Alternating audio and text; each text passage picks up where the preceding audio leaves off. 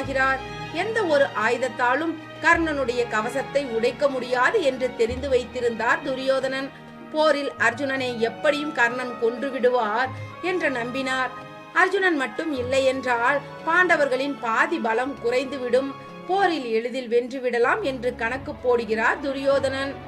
சூரிய பகவான் எப்படி கர்ணனின் தந்தையாக இருந்தாரோ அதுபோல அர்ஜுனனின் தந்தையாக இருந்தது தேவர்களின் அதிபதியான இந்திரனாவார். கர்ணனின் கவசம் இருக்கும் வரை அர்ஜுனனால் மட்டுமல்ல எவராலும் கர்ணனை வெல்ல முடியாது. கர்ணன் இருந்தால் போர் முடிவு துரியோதனனுக்கு சாதகமாக மாறிவிடும் என்பதை இந்திரனும் அறிவார்.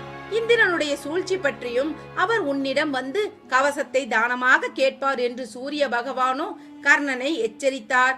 அவர் கூறியது போலவே இந்திரன் முனிவர் வேடம் தரித்து கர்ணனிடம் வந்து கவசத்தை தானமாக கேட்கிறார். வந்திருப்பது இந்திரன் தான் என்று அறிந்த போதும்